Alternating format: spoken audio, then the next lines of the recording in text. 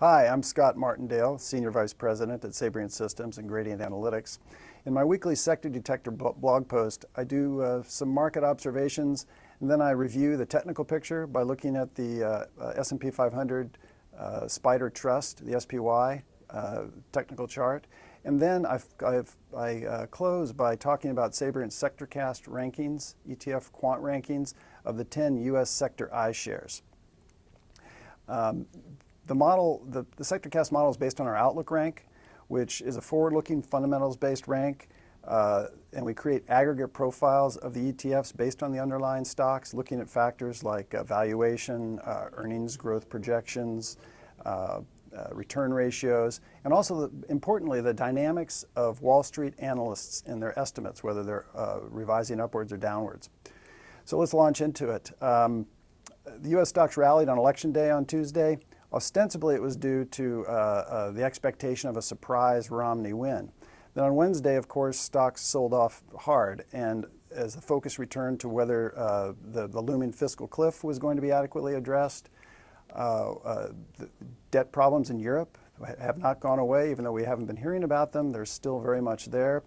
And also there's worry about Obama's tax policies and what impact they're going to have on things like capital gains, on dividends, and ultimately on the company's ability to grow job opportunities. Unfortunately, corporate earnings actually have been shrinking while companies continue to either stash their cash or use it to buy back shares in order to boost their EPS, reported EPS. On the plus side, though, Qualcomm came out on Wednesday with a stellar earnings report and upward guidance. And Qualcomm, in fact, is one of Sabrient's top-ranked stocks within the tech sector. Looking at the charts, the psychologically important levels of Dow 13,000, S&P 500 1400, and NASDAQ 3,000 all gave way. And we're waiting to see on Thursday whether that gets confirmed. You need confirmation on these technical levels. Previously, the 5-month bullish channel, rising channel, and the 50-day moving average both gave way.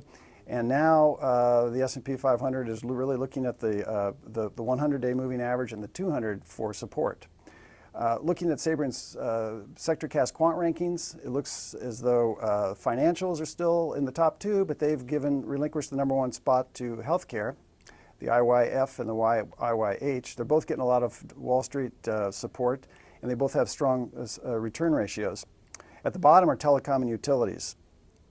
Overall, I would characterize the rankings as neutral because it's kind of a mixture of aggressive and defensive throughout the rankings.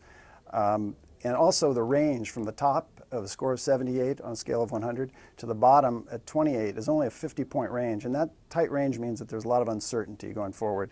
The top stocks in these sectors, financial and healthcare, include DaVita Healthcare Partners, Watson Pharmaceuticals, Signature Bank, New York, and Visa.